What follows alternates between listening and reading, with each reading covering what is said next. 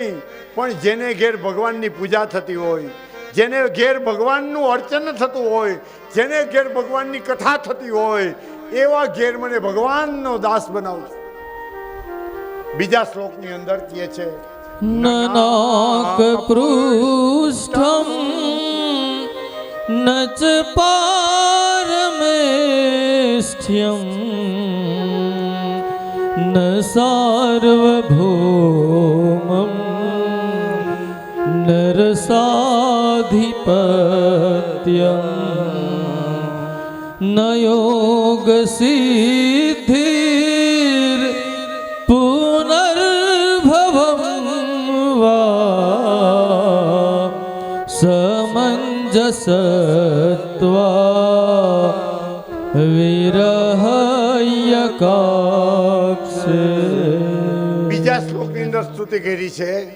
બીજા શ્લોકમાં વૃત્રાસુર સ્તુતિ કરે છે કે હે પ્રભુ, મને સ્વર્ગની અપેક્ષા નથી, રસાતળ પાતાળના લોકના સામ્રાજ્યની મને અપેક્ષા નથી, મને વૈકુંઠ લોકે નથી જોતો, મને 9 પ્રકારની નિધિ ને 8 પ્રકારની સિદ્ધિ પણ નથી જોતી, 8 સિદ્ધિ અને 9 નિધિ પણ મારે જોતી નથી. મારે તો ભગવાન તારી એવી ભક્તિ જોઈ છે કે સદાયને માટે મને તારો વિરહ ભાવ રહીએ, સદાયને માટે મારા મનની અંદર તમારો ભાવ રહીએ કે મારો પ્રાણનાથ મને ક્યારે આવીને છોડાવશે, ક્યારે મારા ઠાકોરજી મને પ્રાપ્ત થશે. આવો ભાવ મારા હૃદયની અંદર સદૈવને માટે રહીએ, એવી મારા ઉપર કૃપા કરો. આ ઇન્દ્રનું રાજગાદ, સ્વર્ગલોકનું રાજ, વૈકુંઠનું રાજ, આ બધું મારે કંઈ જોતું નથી, પાતાળ પણ મારે જોતું નથી, અષ્ટસિદ્ધિ ને 9 નિધિ પણ મારે જોતી નથી. હે પ્રભુ, મારા ઉપર એટલી કૃપા કરો કે હું જ્યાં જન્મ ધારણ કરું ત્યાં મને મારા ઠાકોરજીની ભક્તિ પ્રાપ્ત થાય. ત્રીજા શ્લોકની અંદર વિરહ ભાવ રજૂ કરે. વજાત પક્ષા ઇવ માતરમ ખગા સ્તન્યમ યથાવ સતરાક સુધારતા પ્રિયમ પ્રિયેવા વ્યુસિતમ વિસર્ણા મનોરવિંદાક્ષ દિદુક્ષતે ત્વા. ત્રીજા મંત્રની અંદર વૃત્રાસુરે પ્રાર્થના કરી, અજાત પક્ષા ઇવ માતર ખગા. 4 પ્રકારના વિરહ ભાવ બતાવ્યા છે. હે ભગવાન, હું તારી અપેક્ષા પૂર્વક, આતુરતા પૂર્વક તારી વાટ જોઉં છું. મૃત્યુનું દ્વાર ખોલો અને મને પ્રભુ તમારા ચરણનો વાસ આપો, તમારા ધામનો વાસ આપો. કેવી આતુરતા છે, કેવી આતુરતા! અજાત પક્ષા ઇવ માતર ખગા. એવા પંખીના બચ્ચા કે જેને હજી પાંખો ફીટી નથી, ઉડતા આવડતું નથી, નાના તરત જન્મેલા બચ્ચા, 2-4 દિવસના બચ્ચા હોય ને પંખીના, એને ઉડતા હજી ન આવડતું હોય, અને એ માળામાં બેઠા હોય, એની માં ક્યારે પોતાના માટે ચારો લઈ આવશે અને ક્યારે અમને ખવડાવશે, પોતાની માતાની આતુરતાપૂર્વક ઇંતજાર આ પાંખ વિનાના બચ્ચા કરતા હોય. અજાત પક્ષા, અજાત એટલે જેના પાંખ ફૂટી નથી એવા બચ્ચાઓ. અજાત પક્ષા ઇવ માતર ખગા. જેને પાંખ ફૂટી નથી એવા પંખીઓ સાંજે પોતાના માતા પિતાની, પોતાની માની યાદ કરતા હોય કે હમણાં સાંજ ઢળશે અને બધા પંખીઓ આવે, એમાં મારી મા પણ આવશે, મારા માટે દાણો ચારો લઈ આવ્યા હશે, અમારી મા અમને ધવડાવશે, અમને ચારો ખવડાવશે. એમ પ્રભુ હું તારી ઇંતજાર કરું છું. બીજું ઉદાહરણ આપ્યું વાછરડાઓનું. ગાયો ચરવા ગઈ હોય અને વાછરડા કેવી રીતે વાટ જોતા હોય, સાંજના 5-6 વાગ્યાનો ગાયને આવવાનો ટાણો થાય ને એટલે વાછરડા ખીલા ઉપર કૂદકા મારતા હોય અને ભાંભરતા હોય. નાના વાછરડા હોય, ગાયને બોલાવવા માટે ભાંભરતા હોય કે માં તું જલ્દી આવ, માં તું જલ્દી આવ, અમે તરસ્યા થયા છીએ, અમે ભૂખ્યા થયા છીએ. અને એ ખીલાના જોરે તો કે કૂદકા મારવા માંડે. એ કૂદકા સેના હોય તો કે પોતાની માને મળવાની આતુરતા હોય. તો આ વૃત્રાસુર એમ કહે છે કે મારી આતુરતા આ વાછડા જેવી થઈ ગઈ કે માને પોકારતા હોય. ત્રીજું ઉદાહરણ આપે છે, પ્રિયમ પ્રિયેવ વ્યસતિમ વિષિણા મનોરવિંદાક્ષદ્રિદૃક્ષતે ત્વામ. ત્રીજું ઉદાહરણ આવે છે પત્નીનું. બાઈ હોય જેનો પતિ વિદેશમાં કોઈ ધંધો કરવા માટે કમાવવા માટે બહારગામ ગયો હોય અને બાઈ બિચારી ઘેર એકલી રહેતી હોય.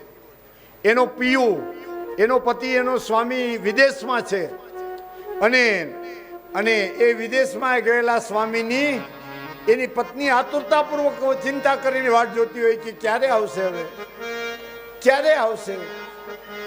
એમ પત્ની જેમ પોતાના પતિની અપેક્ષા કરતી હોય એમ પ્રભુ હું તમારી અપેક્ષા કરું છું કે મૃત્યુ સ્વરૂપે આપ પધારો અને મારું પાણી ગ્રહણ કરો, મને તમે સ્વીકારો. આ ત્રણ વિરહના ઉદાહરણો કીધા છે.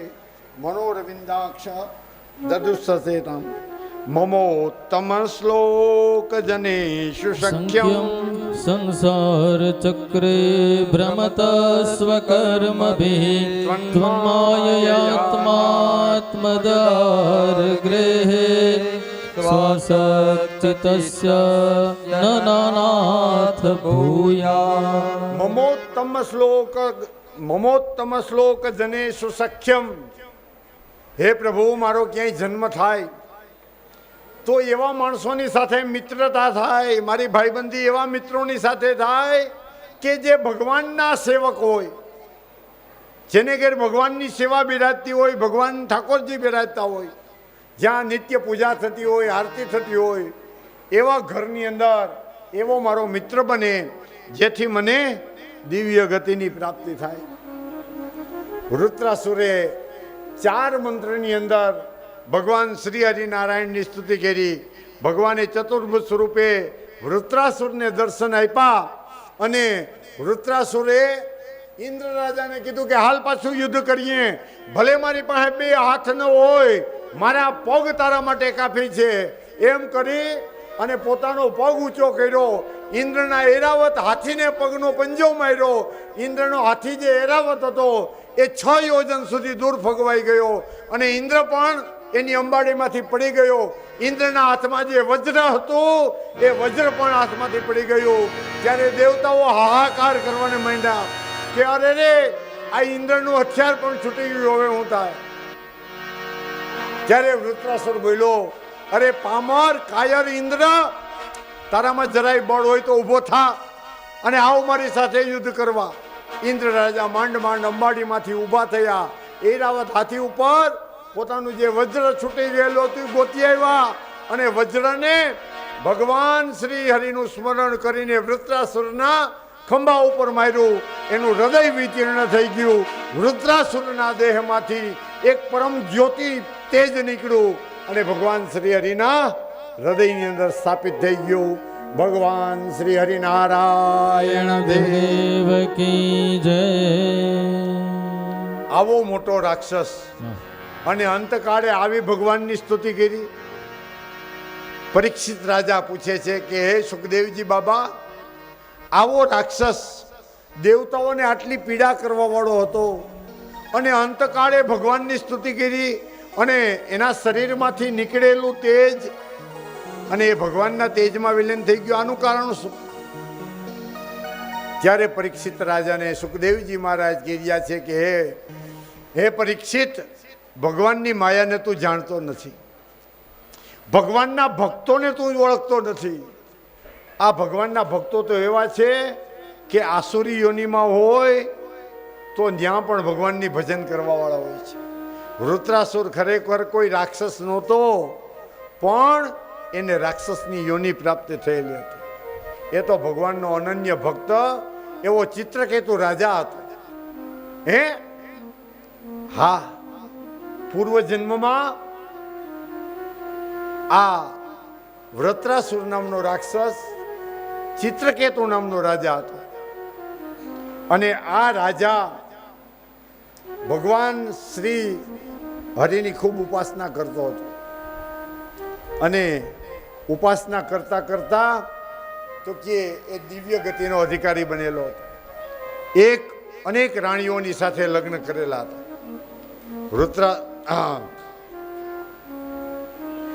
આ રાજા ચિત્રકેતુ અનેક રાણીઓની સાથે વિવાહ કર્યા, ખૂબ ભોગ ભોગવો. એ કોઈ રાણીને કઈ દીકરો કે દીકરી સંતાન થતા નથી. હજારો રાણીઓ સાથે લગ્ન કર્યા પણ સંતાન ન થાય તો ગૃહસ્થાશ્રમનું ફળ હું? માત્ર ભોગ ભોગવવો એ કઈ સંસારનું કર્મ નથી. સંસારમાં ભોગ ભોગવીને સારા સંતાન પ્રાપ્ત કરવા એ લગ્ન જીવનની સફળતા છે. ચિત્રકેતુ રાજાએ કીધું કે કેટલા લગ્ન કર્યા, એક પણ રાણીમાં ફળ ઉત્પન્ન થતું નથી, મારો શું અપરાધ હશે?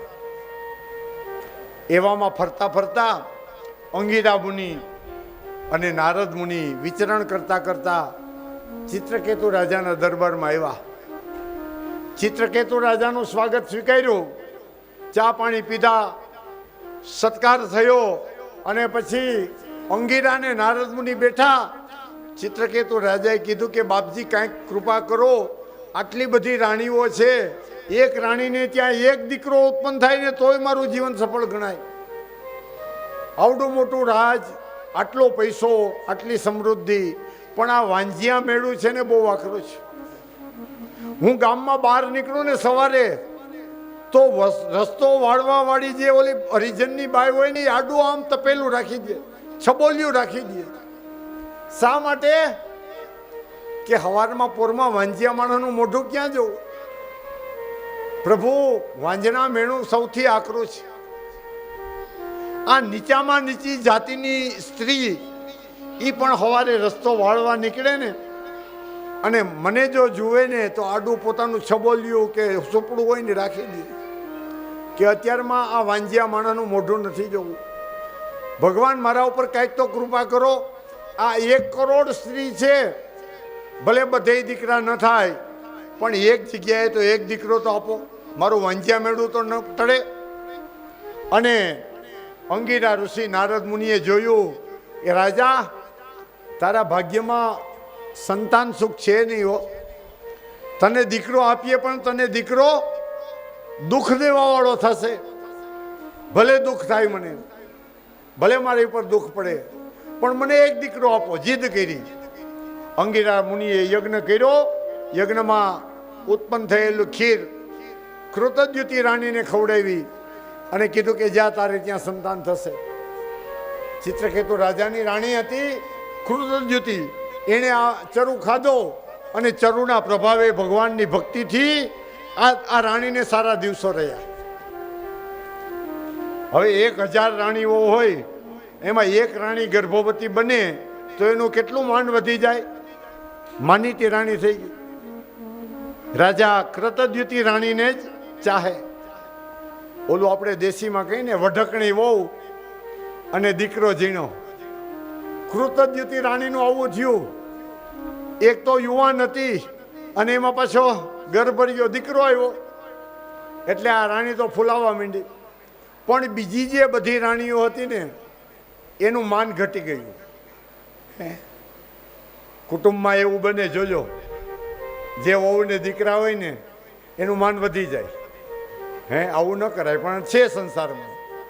દીકરી હોય ને તો એ વહુનું માન ઘટે.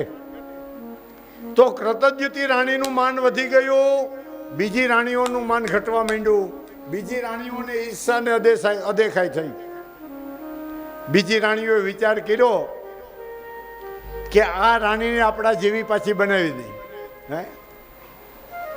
એટલે આ દીકરો લાડકોડથી મોટો થવાને માટે લાગ્યો.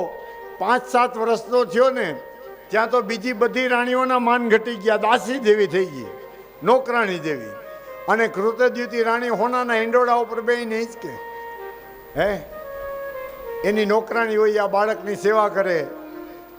અને આ રાણી તો રાજાની હારે આસન ઉપર વિહાર કરે. બીજે રાણીઓને ઈર્ષા દેખાય એવી.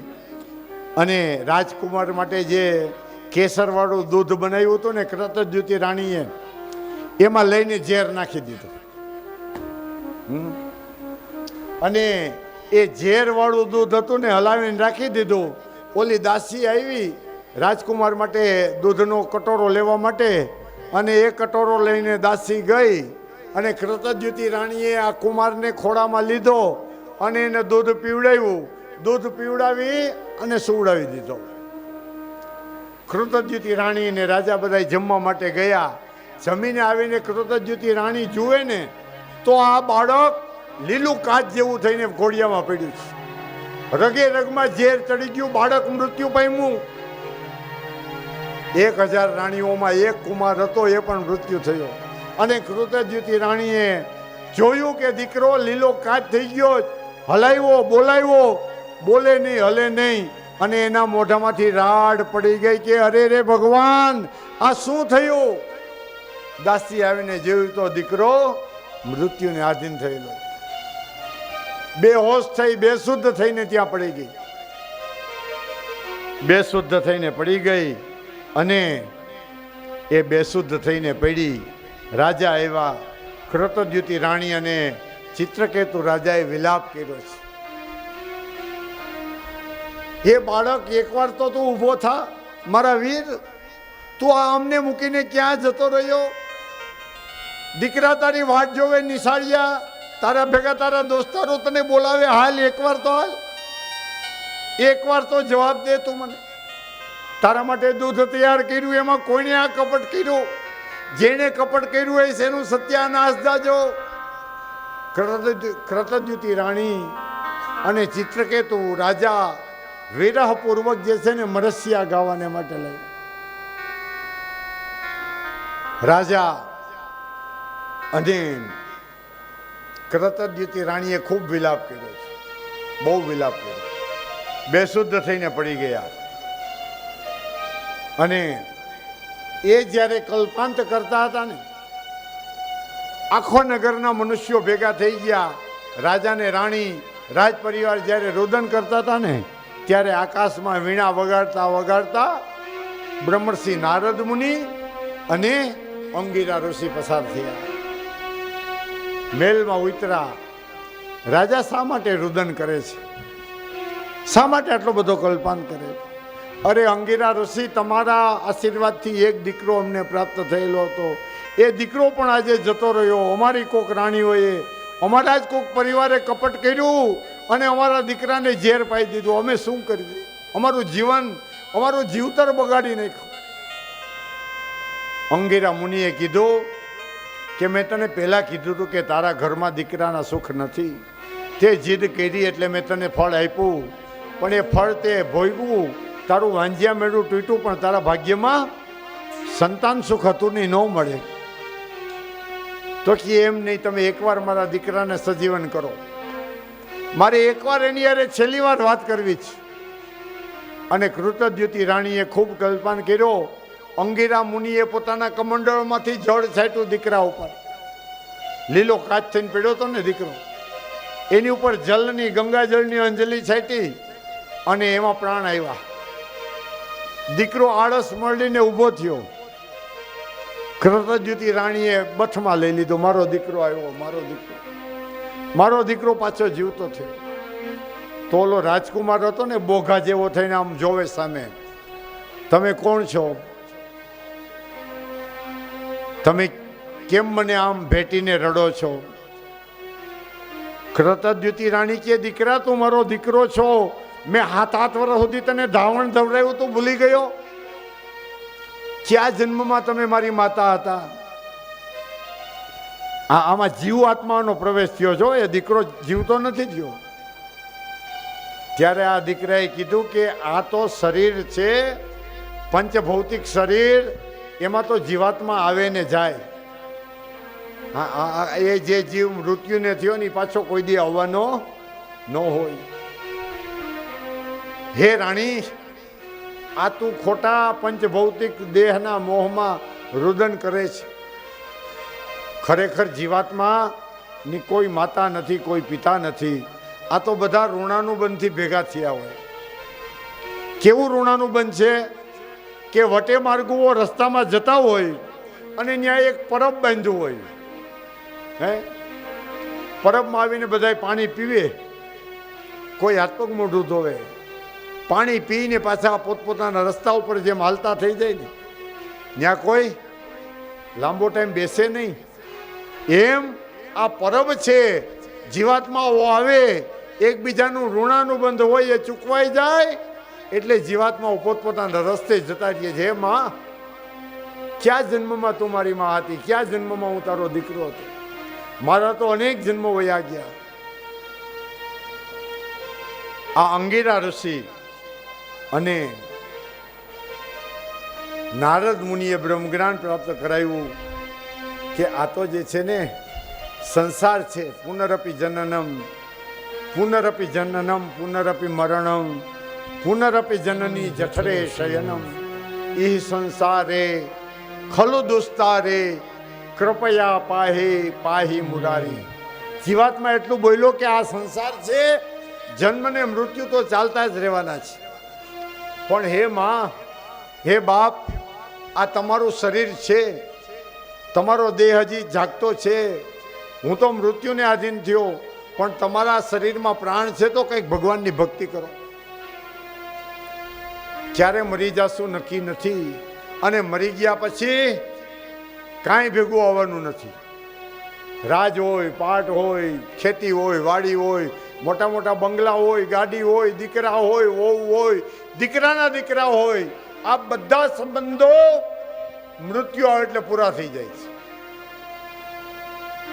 અને કૃતજ્ઞતી રાણી અને આ રાજાને વૈરાગ્ય પ્રાપ્ત થઈ ગયો. ખરી વાત છે, જીવનમાં કોઈ સગું નથી. સાચો સગો મારો શ્રી હરિ, સાચો સગો આ છે. અને ચિત્રકેતુ રાજાએ આ અંગીરા ઋષિની પાસેથી દીક્ષા લીધી કે મને ગુરુ મંત્ર આપો, હવે મારે તપશ્ચર્યા કરવી છે. અને કૃતજ્ઞતી રાણી અને રાજપાટનો ત્યાગ કરી અને પોતે તપશ્ચર્યા કરવાને માટે નીકળી ગયા. તપશ્ચર્યા કરી. હજી ચિત્રકેતુ રાજાનો આના પહેલાનો જન્મની કથા બહુ સુંદર છે, બહુ સુંદર છે. પણ એ કથા અત્યારે નહીં કહેવાય. એ કથા બપોરે 3 વાગે કેવી છે. અને એ ચિત્રકેતુ રાજાનો આગલો જન્મ, એ આગલા જન્મની કથા હજી કેવી છે. વૃત્રાસુરનો આગલો જન્મ એ ચિત્રકેતુ રાજા, અને ચિત્રકેતુ રાજાનો આગલો જન્મ એટલે ગંધર્વ પદવીને પ્રાપ્ત થયેલા હતા, ગંધર્વ યોગને પ્રાપ્ત. બહુ સરસ કથા, બહુ સરસ કથા છે. અને બપોર પછી આજે તો ભગવાન નૃસિંહ પધારવાના છે. પ્રહલાદને લેવા માટે નરસિંહ ભગવાન આવવાના છે. સરસ કથાઓ છે. બપોરે 3 વાગ્યા સુધી કથાને વિરામ આપશું, જ્યાં સુધી આપણે ભગવાનનું સ્મરણ કરશું. અને ચિત્રકેતુની આગલા જન્મની કથાથી આપણે બપોર પછીની કથા પ્રારંભ કરશું. થોડી વાર ભગવાનનું નામ સંકીર્તનમ. कृष्ण गोविंद गोपाल नंदलाल मेरो यशोदा को लाल, मेरो यशोदा को लाल, यशोदा को लाल, मेरो यशोदा को लाल, मेरो यशोदा को लाल, मेरो यशोदा को लाल.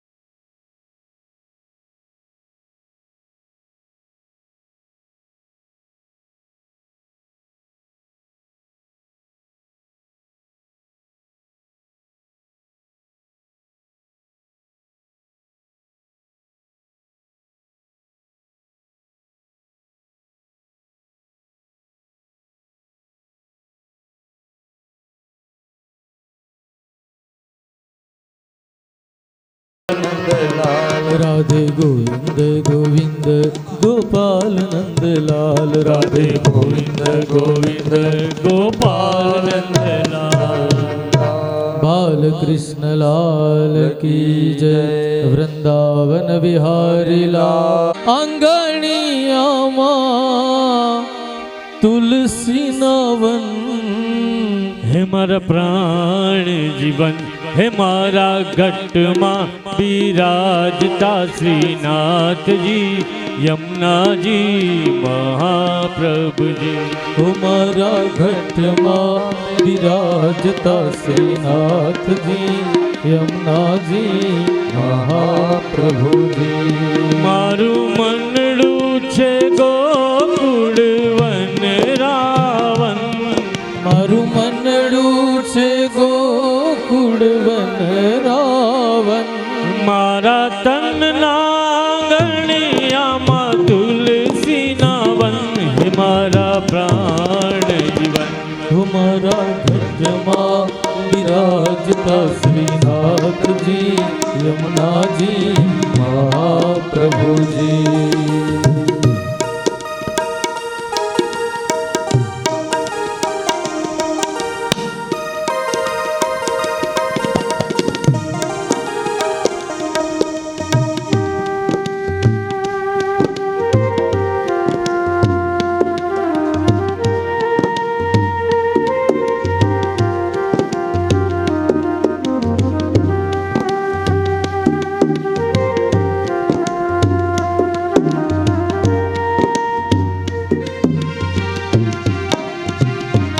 મારા આતમના આંગણે શ્રી મહાપ્રભુજી. હે મારા આતમના આંગણે શ્રી મહાકૃષ્ણજી. મારી આંખો દિશે ગિરધારી રે ધારી. મારી આંખો વિશે ગિરધારી રે ધારી. મારું તન મન ગયું છે જેને વારી રે વારી. હે મારા શ્યામ મોરારી કે મારા ઘટમાં બિરાજતા શ્રીનાથજી યમુનાજી મહાપ્રભુજી. હે મારા પ્રાણ થકી રે મને વૈષ્ણવ વાલા. મારા પ્રાણ થકી મને વૈષ્ણવ વાલા. નિત્ય કરતા શ્રીનાથજીને કાલા રે વાલા. નિત્ય કરતા શ્રીનાથજીને કાલા રે વાલા. મેં તો વલ્લભ હો, મેં તો વલ્લભ પ્રભુજીના કીધા છે દર્શન. મારું મોહી લીધું મન. મારા ઘટમાં બિરાજતા શ્રીનાથજી યમુનાજી મહાપ્રભુજી.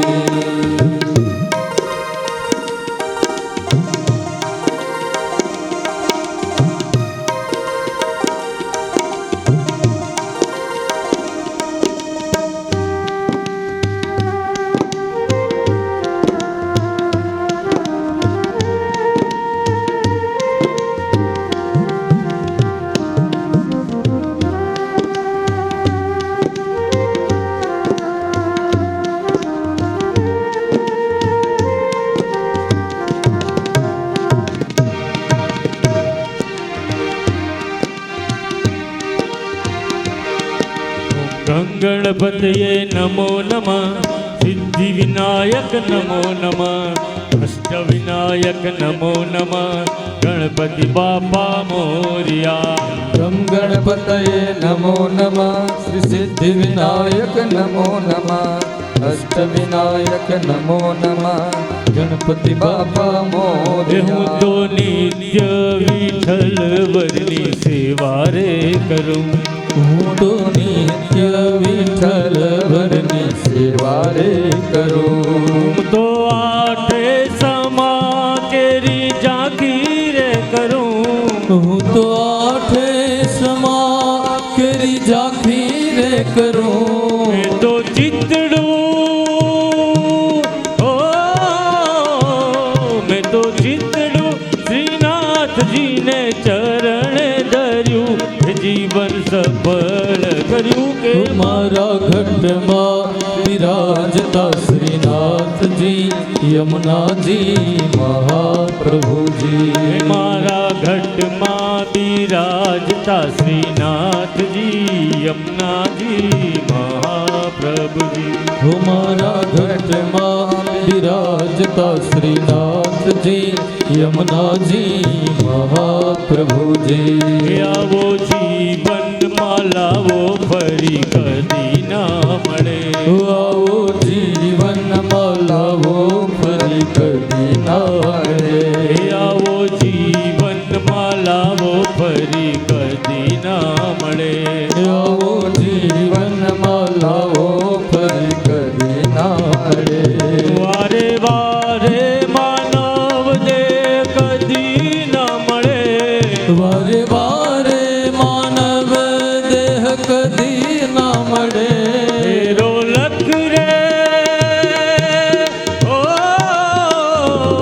ફેરો લખ રે 84 નો મારો રે પડે મને મોહન મળે કે મારા ઘટમાં બિરાજતા શ્રીનાથજી યમુનાજી મહાપ્રભુજી હે મારા ઘટમાં બિરાજતા શ્રીનાથજી યમુનાજી મહાપ્રભુજી હો મારા ઘટમાં બિરાજતા શ્રીનાથજી યમુનાજી મહાપ્રભુજી હે મારા અંત સમય કેરી સુણો રે અરજી તમારા અંત સમય કેરી સુણો રે અરજી લેજો ચરણોમાં શ્રીજી બાવા દયા રે કરી લેજો ચરણોમાં શ્રીજી બાબા દયા રે કરી મને તેડા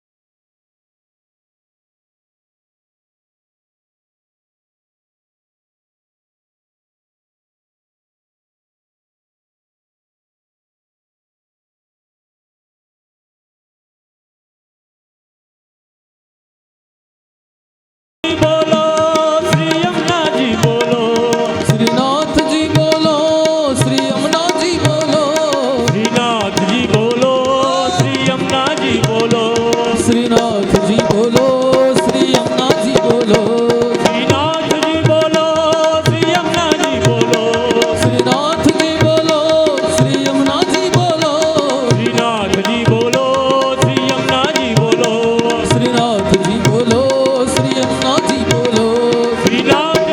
બોલો શ્રી યમુનાજી બોલો શ્રીનાથજી બોલો શ્રી યમુનાજી બોલો શ્રીનાથજી શ્રીનાથજી શ્રીનાથજી બોલો શ્રીનાથજી શ્રીનાથજી શ્રીનાથજી બોલો શ્રીનાથજી શ્રીનાથજી શ્રીનાથજી બોલો શ્રીનાથજી શ્રીનાથજી શ્રીનાથજી બોલો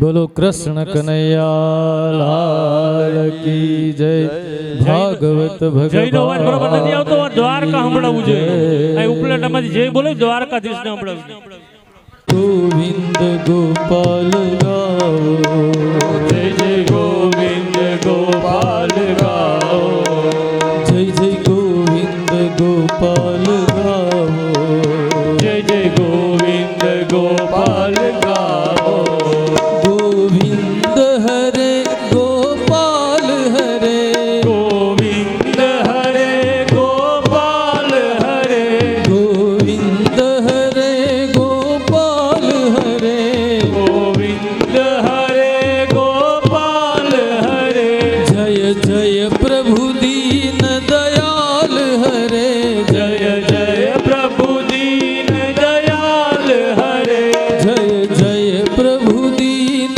દયાલ હરે જય જય પ્રભુ દીન દયાલ હરે જય જય ગોવિંદ ગોપાલ ગાઓ જય જય ગોવિંદ ગોપાલ ગાઓ ગોવિંદ ગોપાલ ગાઓ જય જય ગોવિંદ ગોપાલ ગાઓ જય જય ગોવિંદ ગોપાલ ગાઓ જય જય ગોવિંદ ગોપાલ ગાઓ જય જય ગોવિંદ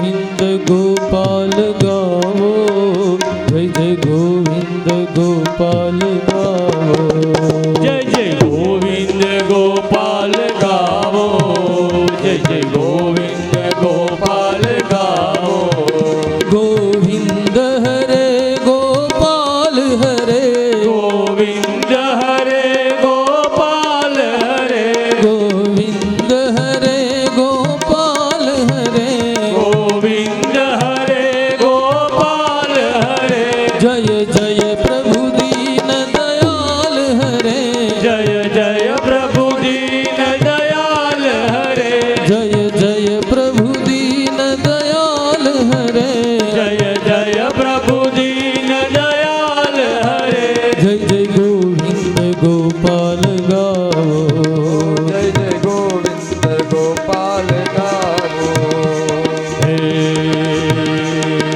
राधे राधे जपो चले आएंगे बिहारी राधे राधे रटो चले आएंगे बिहारी राधे राधे जपो चले आएंगे मुरारी राधे राधे रटो चले आएंगे मुरारी आएंगे बिहारी चले आएंगे मुरारी आएंगे बिहारी चले आएंगे बिहारी राधे राधे राधे राधे जपो चले आएंगे बिहारी राधे राधे रटो चले आएंगे बिहारी राधे राधे जपो चले आएंगे बिहारी राधे राधे रटो चले आएंगे बिहारी आएंगे बिहारी चले आएंगे बिहारी आएंगे बिहारी चले आएंगे बिहारी આપણે કથામાં બધાને લઈ આવવાના છો પૂર્ણ ભાવ હશે તો જ પ્રગટ થશે हे राधे राधे जपो चले आएंगे बिहारी राधे राधे जपो चले आएंगे बिहारी हे राधे राधे जपो चले आएंगे मुरारी राधे राधे रटो चले आएंगे बिहारी आएंगे बिहारी चले आएंगे बिहारी आएंगे बिहारी चले आएंगे बिहारी राधे राधे जपो चले आएंगे बिहारी राधे राधे रटो चले आएंगे बिहारी मन वालू लागे हो मन वालू लागे राम तन मन धन जीना चरणों भूली छोड़ी दीदा भूली छोड़ी दीदा सगड़ा का तन मन धन जीना चरणों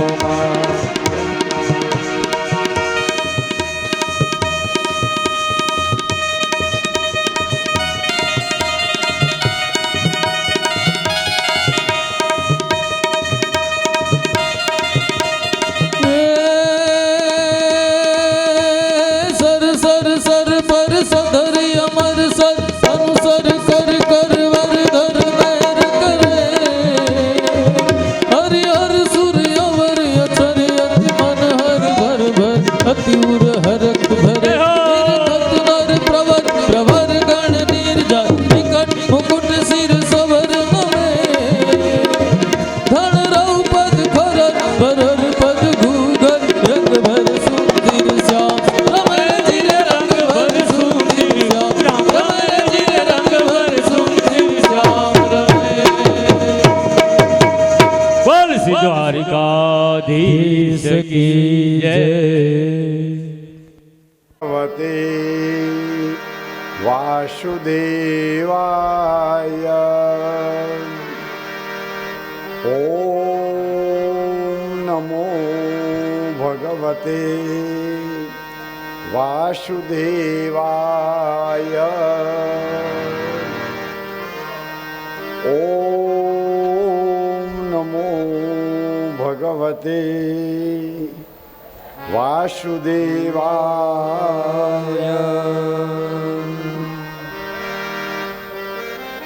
यं प्रव्रजन्तमनुपेतमपेतकृत्यं द्वैपायनो विरहकातर आजुहाव पुत्रेति तन्मयतया तरवोऽभिनेदु तं सर्वभूतहृदयं मुनिमानतोऽस्मि नमोऽस्तु ते व्यास विशालबुद्धे फुल्लारविन्दाय तपत्रनेत्रा येन त्वया भारततैलपूर्णा प्रज्वालितो ज्ञानमया प्रदीपा વસુદેવસુતં દેવં કંસચાણૂરમર્દનમ દેવકી પરમાનંદમ કૃષ્ણં વંદે જગદ્ગુરુમ ઓમ યો અંતઃ પ્રવિશ્ય મમ વાચાં પ્રસુપ્તાં સંજીવયત્ખિલશક્તિધરસ્વધામ્ના અન્યાશ્ચ હસ્તત્રવણત્વગાબ્ધીં પ્રાણાન્નમો ભગવતે પુરુષાય તુભ્યં. ગંગા નદીના પરમ પવિત્ર તટ ઉપર સુખદેવજી મહારાજ પરીક્ષિત રાજાને આત્મજ્ઞાન પ્રાપ્ત કરાવી રહ્યા છે. આ જ કથા નૈમિષારણ્યની અંદર સુતદેવજી પુરાણિક શૌનક વગેરે ઋષિમુનિઓને કહી રહ્યા છે. સુખદેવજી મહારાજ જ્યારે કથા કહી રહ્યા હતા કે આવો ભયંકર રાક્ષસ જેને દેવતાઓ પણ મારી શકવાને માટે સમર્થ ન હતા અને આવો ભયંકર ઉત્પાત કરવા વાળો દૈત્ય યોનિમાં જન્મેલો જીવ એ પણ અંતકાળે ભગવાનની સ્તુતિ કરે અને સ્તુતિ તો કરે પણ એને ભગવાન પોતાના સ્વરૂપનું દાન આપે અને ભગવાન એના સ્વરૂપનું દાન આપે તો અંતકાળે આવા પાપી જીવને આવી ભગવાનમાં બનતી રતિ અને ગતિ કેમ બને? સંત પુરુષો મહાત્મા પુરુષો પણ અંતકાળે જળભરત જેવા એ અંતકાળે મૃગની યોનિમાં મૃગલાની અંદર આસક્ત બની જાય અને વર્ષો સુધી જે તપશ્ચર્યા કરેલી હોય એ તપશ્ચર્યાનો ભંગ થઈ જાય અને એમનો જન્મ બીજી યોનિમાં થાય ત્યારે મૃગલાની યોનિને પ્રાપ્ત કરે.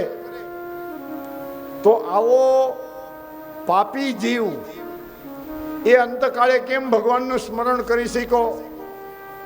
જ્યારે સુખદેવજી મહારાજે એના પૂર્વજન્મનો ઇતિહાસ કહી સંભળાવ્યો કે આ વૃત્રાસુર પૂર્વજન્મની અંદર ચિત્રકેતુ રાજા હતો અને એ ચિત્રકેતુ રાજાએ ભગવાન શંકરષણની ભક્તિ કરેલી હતી અને શંકરષણની ભક્તિ દ્વારા પોતે ભગવાન શેષશાહી જે શંકરષણ ભગવાન રહેલા છે નાગ રૂપે જેની ઉપર આપણી પૃથ્વી ટકેલી છે એ શંકરષણ ભગવાન એના ઉપર પ્રસન્ન થયેલા હતા અને એ શંકરષણ ભગવાનની ભક્તિ કરી અને દિવ્ય ગતિનો અધિકારી બનેલો હતો. આ ચિત્રકેતુ રાજા એના પહેલા જન્મમાં તો કે ગંધર્વ હતો અને ચિત્રકેતુ ગંધર્વ યોનિમાં પોતે શંકરષણ ભગવાનની તપશ્ચર્યા કરી રહ્યો હતો. શંકરષણ ભગવાન એના ઉપર પ્રસન્ન થયેલા હતા અને એને દિવ્ય વિમાન પ્રાપ્ત કરાવેલો હતો. ચિત્રકેતુ નામનો ગંધર્વ બન્યો, વિમાનમાં આકાશની અંદર વિહાર કરે. આ લોક પરલોક સ્વર્ગલોક વૈકુંઠલોક એમાં બધે આકાશ માર્ગે વિમાનમાં બેસીને પોતે વિહાર કરી રહ્યા હતા.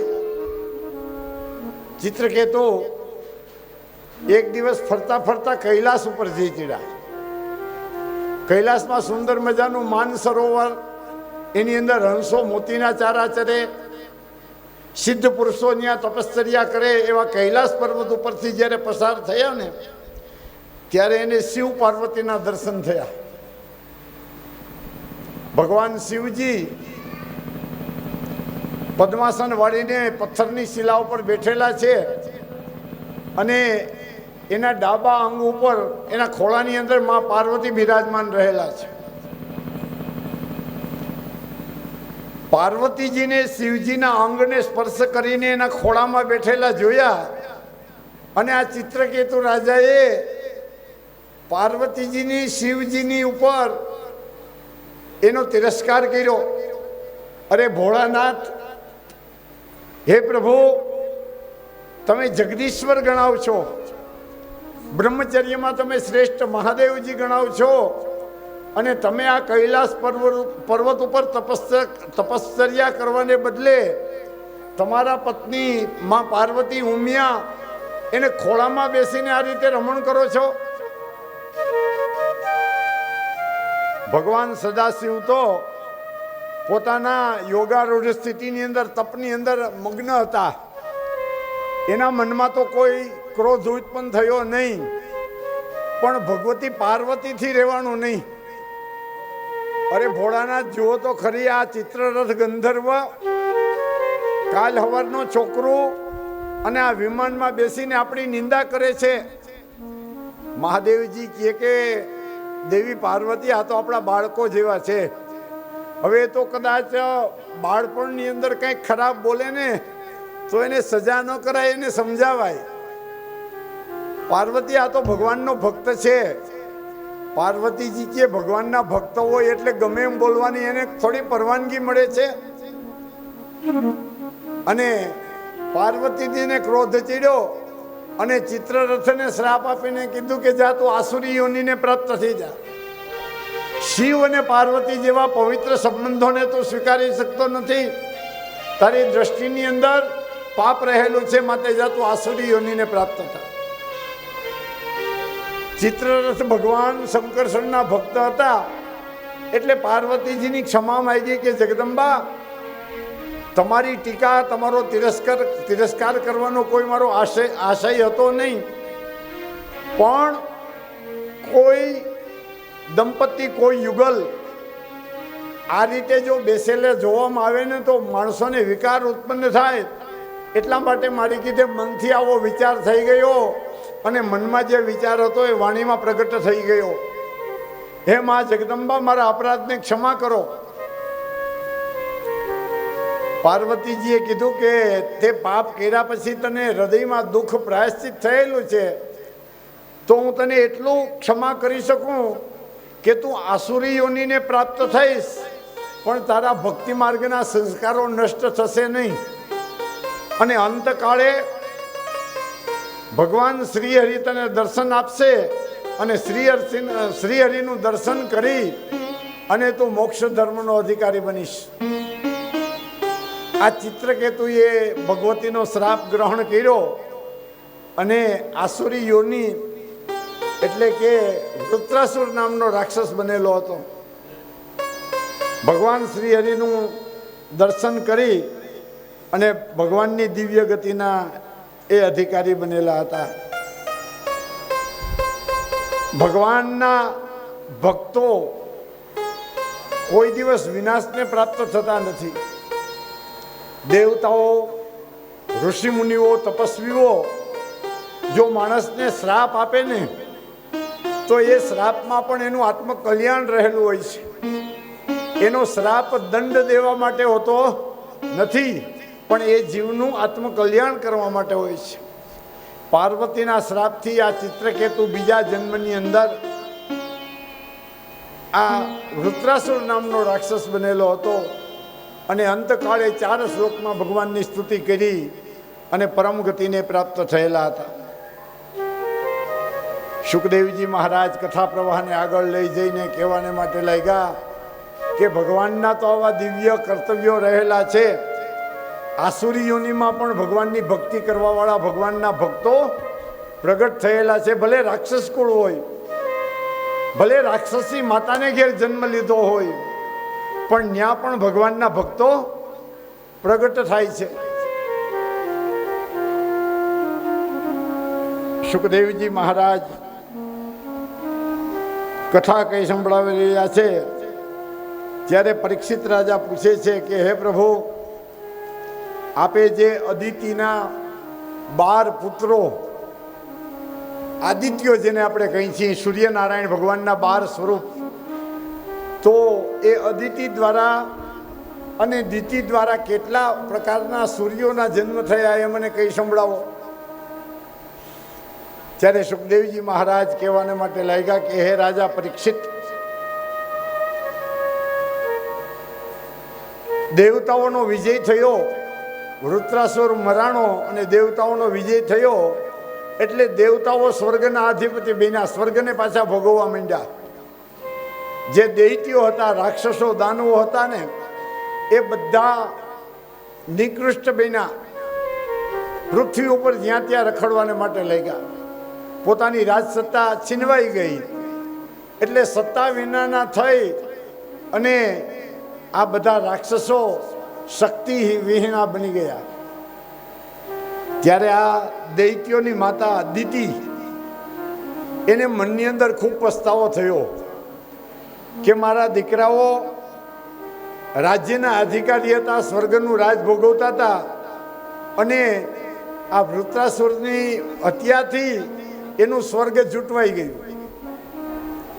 એટલે માતા દિતિ કશ્યપ ઋષિ પોતાના સ્વામીને પ્રાર્થના કરી કે હે સ્વામીનાથ, આપ તો વેદ પુરુષ રહેલા છો, તપસ્વી રહેલા છો, તમે ધારો એ કરી શકો છો. મને એક એવા દીકરાનો જન્મ કરાવો, મને એક એવો દીકરો આપો કે જે આ દેવતાઓને જીતી લઈએ, દેવતાઓને જીતીને પાછું સ્વર્ગ મેળવે અને એને દેવ ભાગ મળવાનો પ્રાપ્ત થાય, એવો દીકરો મારે જોઈએ છે. કશ્યપ ઋષિએ કીધું કે ભાઈ, સારા સંતાન જોતા હોય ને, સારા સંતાનો જોતા હોય ને તો વ્રત કરવું પડે. તમે પુંસવન નામનું વ્રત કરો. પુંસવનનું વ્રત કરવાથી તમારે ત્યાં સંતાનો સારા થશે અને એ રાજ્ય અધિકારી બનશે. એટલે માતા દિતિએ વિચાર કર્યો કે ગમે એવું કષ્ટ ભોગવીશ, ગમે એવું દુઃખ ભોગવીશ, પણ મારા દીકરાને હું સ્વર્ગનું રાજ્ય પ્રાપ્ત કરાવીશ. એટલે કશ્યપ ઋષિની પાસેથી વ્રત સાંભળ્યું કે ક્યું વ્રત કરવું. ત્યારે કશ્યપ મુનિએ પુંસવન નામનું વ્રત કીધેલું છે. પુંસવન નામનું વ્રત કરવાથી સારા સંતાનોની પ્રાપ્તિ થાય છે. યુવાન સ્ત્રીઓ સૌભાગ્યવતી હોય એને આ પયોવ્રત અને પુંસવન નામના બે વ્રત ભાગવતમાં કીધેલા છે, કરાય, જેનાથી પોતાના સંતાનો સારા બને. વ્રતના નિયમો કીધા કે એક ભુક્ત, એક વખત જમવું, 3 વખત જમવાની મનાઈ કરી. સામાન્ય રીતે આપણે બધા 3 વાર જમીએ છીએ અને 1 વાર નાહીએ છીએ, પણ ભગવાનનો આદેશ એવો છે કે 3 વાર સ્નાન કરવું અને 1 વાર જમવું. આપણે ઊંધું કરી નાખ્યું. શા માટે? કે પેલો નંદી છે ને, નંદીએ ભૂલ કરી, એનું ફળ આપણે ભોગવીએ. એક દિવસ બધા માણસો ભેગા થયા અને કૈલાસમાં ગયા, ભગવાન મહાદેવની પાસે. મહાદેવજીની પાસે ગયા અને બધા, આખી માનવ જાતિ બધા ગયા. કેમ જીવવું એ તો શીખવાડો પ્રભુ. તો નંદી મહારાજ ત્યાં ઊભા હતા કૈલાસના ઓલા ઉપર, દ્વાર ઉપર. એટલે નંદી કે આટલા બધા માણસોને કૈલાસમાં ન જવા દઉં, ભગવાન તપમાં છે. આ તમે આ બધા માણસો ત્યાં આવીને આવો ઘોંઘાટ વાતું ચીતું કરો, ભગવાનને તપમાં ખલેલ પડે, હું બધાને નહીં આવવા દઉં. તમારે કામ શું છે બોલો. એટલે માણસો કહે કે કેમ જીવવું, કેમ ખાવું, કેમ રહેવું અમને શીખવાડો, મહાદેવજીને પૂછો. નંદી કહે તમે અહીં ઊભા રહ્યો, હું આગળ પૂછીને આવું. હે, નંદી મહારાજ મહાદેવજીને પૂછવા ગયા કે આ બધા મનુષ્યો આવ્યા છે, કેમ ખાવું, કેમ રહેવું, કેમ નાવું, કઈ સંભળાવો નાથ અમને. કેમ રહેવું, કેમ ખાવું, કેમ નાવું, કઈ સંભળાવો નાથ અમને. મહાદેવજી બોલ્યા, 3 વાર નાવું ને 1 વાર ખાવું, આ જગતનો નિયમ રાખવો. અને નંદી ડોકું હલાવતા હલાવતા પાછા કૈલાસના દ્વાર ઉપર આવ્યા, મનુષ્યો ઊભા હતા. મનુષ્યોએ નંદી મહારાજને પૂછ્યું કે હું કીધું ભગવાને? તો કે મહાદેવજી એમ કીધું કે 3 વાર ખાવું ને 1 વાર નાવું. બરોબર એમ કીધું જ ને? તો કે હા. કરી નાખ્યું ઊંધું. ભગવાને કીધું તું કે 3 વાર નાવું અને 1 વાર ખાવું. આ નંદી મહારાજ આવીને ઊંધું બોલી ગયા કે 3 વાર ખાવું ને 1 વાર નાવું. તે દિનમાં આપણે સવાર બપોર સાંજ થઈ ગઈ. સવારે ઉઠીએ એટલે ચા ને ભાખરી. અને એ બાયુને કે ટાઢી હું કામ દે ગરમ કે ઓલીને નવરી જ ન થવા દે, રહોડામાંથી બહાર જ ન આવવા દે. સવારે નાસ્તો કરવો, બપોરે પાછું દાળ ભાત શાક રોટલી સંભારા પાપડ છાશ અથાણા આ બધું જોઈ. જો એક દી સંભારો ન હોય ને તોય પાછો બોલે આજ સંભારો નતો લે. અને રાતે પાછું વારું કરવાનું. એમાંય પાછું ખીચડી જોઈ, શાક જોઈ, ભાખરી જોઈ. તો માણસ ખા ખા કરીને પેટ બગાડે છે. ખરેખર શાસ્ત્રોનો નિયમ એવો છે કે 3 વાર સ્નાન કરવું. સવારે બ્રહ્મ મુહૂર્તમાં એટલે સૂર્યોદય પહેલા સ્નાન કરી લેવું. મધ્યાહન સમયે જમવા બેસો ને એ પહેલા સ્નાન કરવું. અને સાયંકાળે પણ જ્યારે જમવા બેસો એ પહેલા સ્નાન કરવું ને પછી દીવાબત્તી કરવા અને પછી જમવું. જેમાં પછી તરત નાહવું નહીં, આરોગ્યને નુકસાન કરે છે. જેમાં પહેલાં નાહવું. આ જગતની નિયમ રહેલો છે. પણ નંદી મહારાજે ઊંધું કીધું ને આપણે ઊંધું સમજ્યા અને દોડવું તું ને ઢાળ મળી ગયો આપણને. ભાવતું તું ને વૈદ્ય બતાવ્યું. માણસ ખા ખા કરે અને આ દેહ બગાડે. તો બને એટલો ખોરાક ઓછો રાખવો અને ભજન વધારવું, ભક્તિ વધારવી. અને આ નંદી મહારાજે આવું ઊંધું કહી દીધું. નંદીને પણ ભોગવવું પડ્યું, ખેતરે ખેતરે જોડાવવું પડ્યું હળમાં અને ખેતી કરવી પડી. 3 વાર ખાય તો કેટલું અન્ન જોઈ? 3 ગણું જોઈ ને. એટલે નંદી મહારાજ આપણી ખેતી કરે છે અને આપણું પેટ ભરે છે. તો શું આપણે વાત કરતા હતા? પુંસવન સ્ત્રીઓએ આ વ્રત કરવું. પોતાના સંતાનની ઈચ્છા હોય ને, સારા સંતાનોની ઈચ્છા હોય તો આ વ્રત કરવું.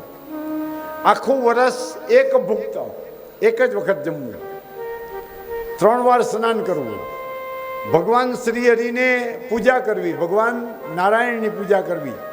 અને એમાં ચતુર્ભુજ સ્વરૂપ શંખ ચક્ર ગદા અને પદ્મ ધારણ કરેલા હોય એવા વિષ્ણુ ભગવાનની પૂજા કરવી. ભગવાનને દૂધ ધરવું, એકાદું ફળ ધરવું અને પછી એનો પ્રસાદ લેવો. પોતે એનો પ્રસાદ પોતે આરોગવો. અને એઠા મોઢે બહાર નીકળવું નહીં, બપોરે સૂવું નહીં. આ અઘરું તો ખરું.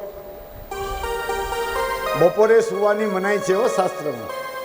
બપોરે સૂવું નહીં, લાંબો વાહો કરીને પડવું, પણ ઊંઘ ન આવવી જોઈએ.